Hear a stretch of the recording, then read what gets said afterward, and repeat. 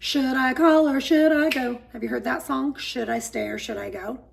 So key leads are based on the property, not the homeowner, okay? So the question is do you go to the home or do you cold call? Let's talk about that. Property-based leads are focused on, the actual property where the homeowner has gotten the notice. When you go to the property, one, you're going to establish value, right? A lot of these homeowners are not answering their phone anymore. They have changed their phone numbers. They're getting calls from tons of other creditors. So you need to go to the home. You need to build rapport with them during these distress times, okay? And you're gonna have to go over and over and over, or you're gonna need to send something to the property. So types of things that you can do is you can go door knock and introduce yourself and ask questions if they need help during these hard times. One of the things that I'm doing is I have a 10-letter campaign that I'm stuffing ahead of time, and I'm dropping off a letter and I'm offering my services, even with a lottery card that says, hey, I'm wishing you luck. If you need help, I'd love to help you. Property owners, again, I talked about, are receiving a lot of calls from lenders, banks, investors, realtors, and it just immediately turns them off. And you're gonna go, well, these leads don't work. Well, no leads work, actually, if you're just going to call. You might actually get lucky, but it's harder to build that rapport over the phone when they are already turned off, they're already in defense, they don't know who to trust.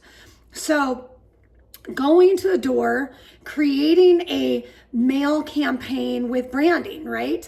The thing is if you just send a cheesy letter and then you send another letter maybe 5 or 10 days later or 30 days later, do they know that it's you?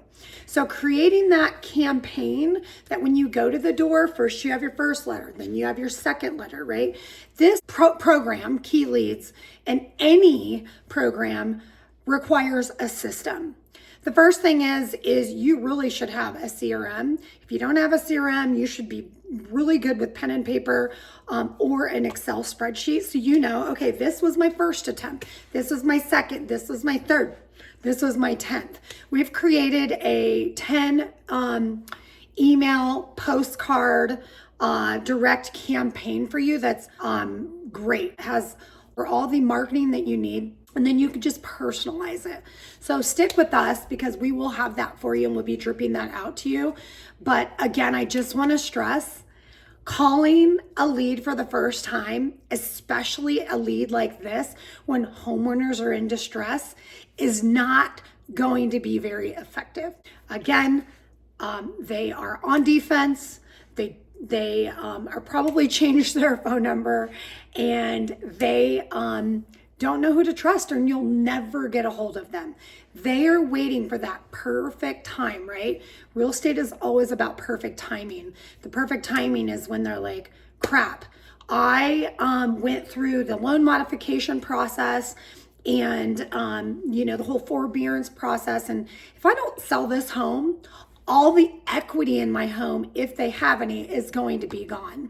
And that's the thing you want to understand is a lot of these people, not all of them, have been playing the game with the banks for a long time, and they are going to have to sell. But it's all about your strategy. So I just want to encourage you, if you want to call them, go ahead. But going to the door, developing a rapport, and creating that ongoing service and the ongoing follow-up is where you are going to be building an incredible pipeline. So good luck with your leads.